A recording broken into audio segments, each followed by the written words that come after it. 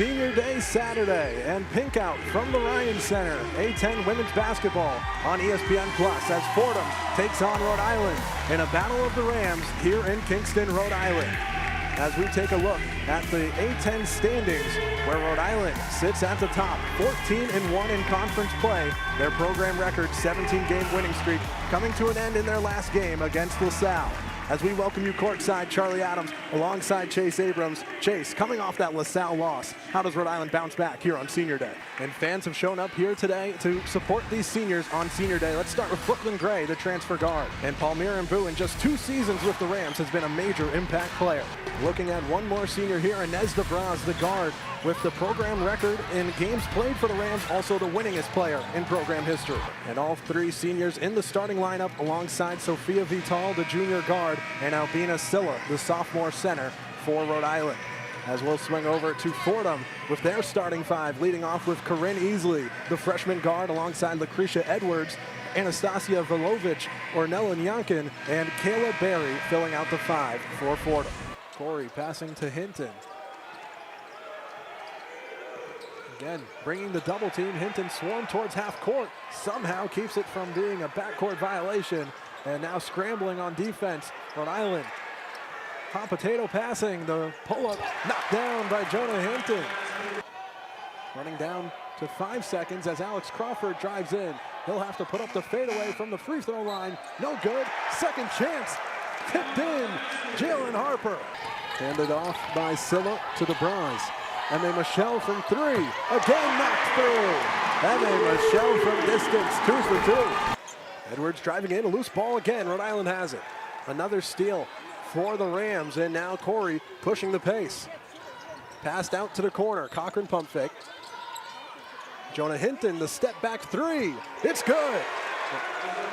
Rhode Island is all the way even here to start the second half. Controlled by Johnson. Now Jaden Marshall drives in, poked free again. Cochran got a hand on it, will try to convert on the other end. A lob to Corey!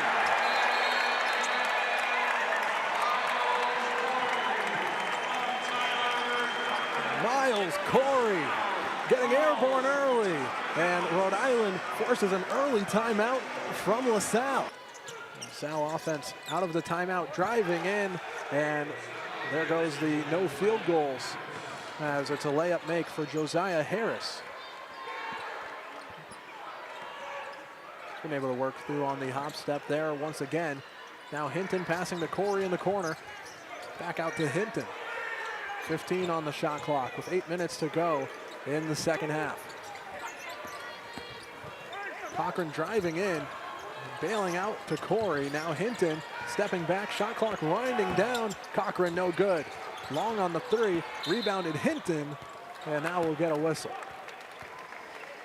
Rams ball movement has gone up a tick. At least it did on that last possession. They got an open look for Cochran, who ultimately couldn't connect. Hinton kept it alive, and then foul on the floor against the Explorers. It's their 6th team foul, so Rhode Island just 1 away from the bonus. Miles Corey gets Hinton in the corner from the inbound, and now 15 seconds on the shot clock with the Hinton offensive rebound resetting things. Cochran pivots at the logo. Now the pull-up 3 for Jameer Tripp. He knew it was off, crashing for the rebound. It's taken away by Ashton Walker. Shots that were falling in that first half have just stopped doing so in the second.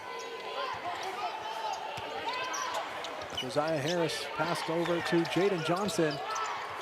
Corey, aggressive defense. He'll be called for the foul. Luckily, Rhode Island has been a little bit better in the second half in foul trouble, and Corey himself has been all right today. That's just his second. All right is probably the correct word to use there, as we just see how many players on this Rams team have 3 fouls. There's 4 of them. And all of them really the guys you think about when you're looking for height on this Rhode Island roster. Those are the 4 tallest rotation players on the roster. Back underway with Jaden Johnson up top. Tijere switches onto him. The pass to the corner for Walker. Walker hounded by Cochran, and we'll get a whistle here. Cochran does not like the call, neither does the crowd.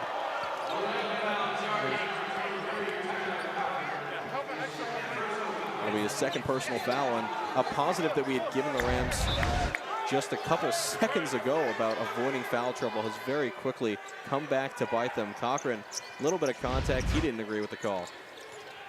Right back into action. Underneath. Dockery can't get it to go. A little bit too far underneath the basket on that put up. And now Rhode Island with Jameer Tripp working from the wing. He loses possession. Trying to get it back on the other end.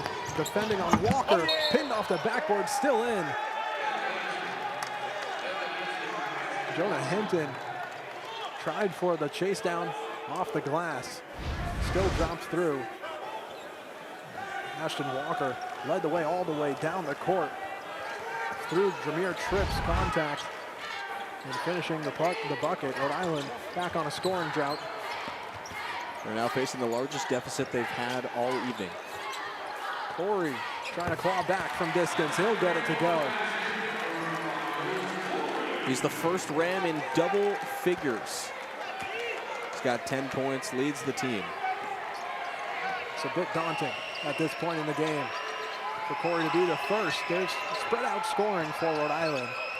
I've said it before, I'll say it again. You have to wonder if this is too little too late. The Rams had some momentum going. They were clawing back, and then suddenly LaSalle was back out in front by double figures, and they're working their way to the stripe once again. It's another foul. This time it's Jameer Tripp, his fourth foul of the game. Alex Crawford is ready to check in for Rhode Island. You won't be surprised if it's for Jameer Tripp.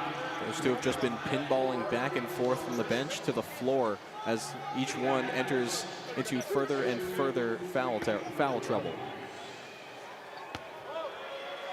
2 shots. First one good for Dockery, and Tripp exits stage right. Explorers, by the way, now 17 for 21 from the free throw line.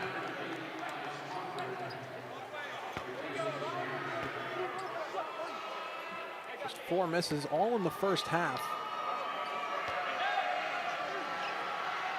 And Dockery, perfect here.